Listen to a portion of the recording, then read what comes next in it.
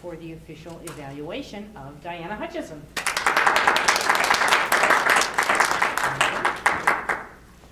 Thank you, Madam Toastmaster, fellow Toastmasters, and of course, Diana.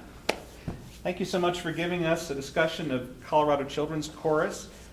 This is not the first time I've seen a presentation on this, but I have to say that this is probably one of the more inspiring ones that I've seen from you. And I've really enjoyed it quite a bit. Some of the things that you did very, very well, that you always do well, are good eye contact and good poise and professionalism that I saw up here. I liked how you started us off with a question. Were you touched by music as a child? And I, at the same time, asked the question, would it be better to say what music touched you as a child? It's along the same lines of argument that you say, instead of saying, do you want to buy this car, which car do you want to buy? You know that we were all touched with music as a kid. And so to ask us which music touched us as a kid immediately brings the example in our mind of what songs we listen to. And then you can start to talk about the function that music did, because you had two things that I caught. One was to express emotions, and the other is to bring forth a sense of responsibility. And so ask questions like, were there songs like John Denver's Annie's Song or Pearl Jam's Jeremy that expressed an awful lot of emotion in your life? Were there songs like We Are the World or Fortunate Son that gave you a sense of responsibility as you were pushing, So allow them to connect the dots specifically in their own minds, and that makes it even more powerful. And then you also just jumped forward and talked about a vision, that grandkids would be able to experience this as well. So past and future, excellent job there. Your speech was a little awkward in some places. I think that there were some points in which perhaps writing the speech down verbatim, I know I don't enjoy doing it myself, but when I do that, then that's enough of a neural network process in my mind that it becomes very, very fluent after that. And then you started to talk about why you were doing this, and there were three things that I saw. One was to raise money, which was great. And specifically to raise funds that were robust over a long period of time to build that supporter base. That's great. And the other two were to tell a story and to allow people to experience appreciation for the volunteerism that had been taking place. And those two things I wanted to see a little bit more. What's an example of a couple of stories of people really being moved an awful lot, or kids being moved an awful lot by participating in what's going on here? This song helped me through a difficult time. This song helped me to understand the relationship to my mother, my sister, my father, so on and so forth. So examples like that. It might be hard to find kids that are that emotionally complex, but it might not be that tough to do that. And also, what's our role when it comes to the appreciation piece or the telling of the story piece? I was asking the question, okay, so what role could we play in those things as well? I didn't know if you needed somebody to record those moments of appreciation or to tell those stories like StoryCorps or something like that. But that was, they're obviously there because you were able to get 20 parents to volunteer for you, and that was very, very impressive, and I'd like to see that.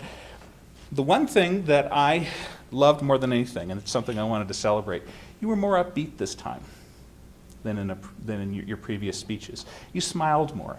You seemed lighter on your feet. And that, for me, sold it quite a bit, because you have a very great smile, and I think you lit up the audience more than perhaps before. Not that you're unpleasant when you don't smile. It's just that, it was all the greater this time. So I wanted to bring that up and celebrate that. And with that, I wanted to open things up for other commentary as well. Chris? Well, I first of all want to give kudos for doing an HPL. I'm a huge advocate for the fact that we need leaders in our community, and high-performance leadership projects should be in our communities, not just within our Toastmasters clubs. It bothers me. So, yay, thank you, Diana. Second of all, kudos for, my God, you got 20 parents to commit to fundraising. Yeah. Wow, that's your high five. That's right. Good job, good job. Now, the one point that I want you to work on, you are a queen of and. Yeah, I understand this. I'm a so queen.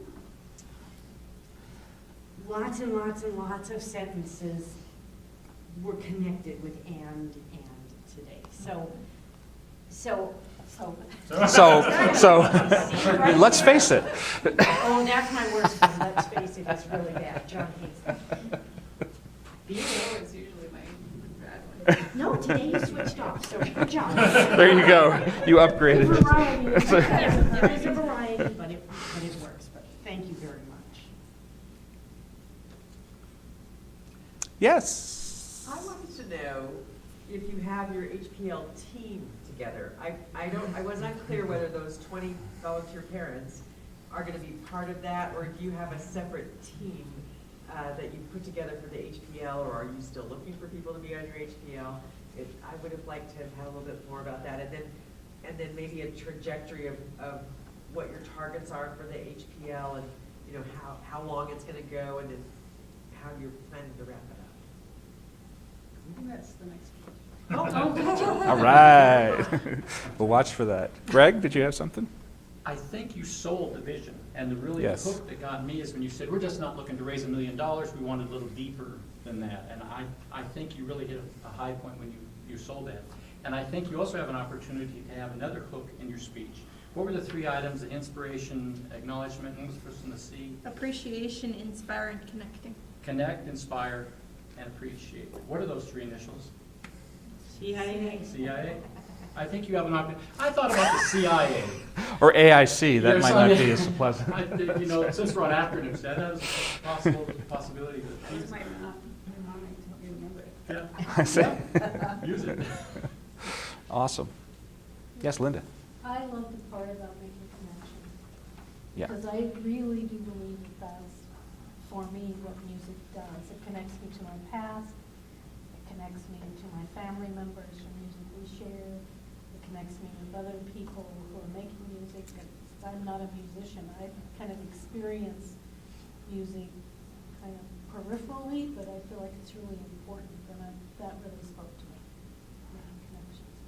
I'm aware of the time, so let's go with Keith and end it there. I thought it was very, very good. I would just echo a little bit what Linda said in terms of the values, the CIA. Those are the things, depending on what you wanted me to do as a result of this speech. If you wanted me to donate time, if you wanted me to donate money, hit me with the values a little harder. Because I was hoping for more there to get me over the edge to actually, action. Keith is a values guy. That's right. Great.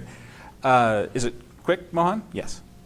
So it was, thank you for stepping up to the CCC. And this one of the things was, I did not hear the speech earlier, like John heard. So what I felt was you could be much more confident. They were like, maybe I'll inspire you a little bit. It could be. I hope to inspire you, or I'll inspire you. So that maybe could be a little bit more. And similarly, it is not to this. There was one sentence I don't remember. Instead of that, it could be, it is for this. Right. Good job. Thanks so much. Thank you, John. You know, you don't shake my hand very often, honey. You got a good grip. That's right. Good to know. John, I got a hug. I see how it is.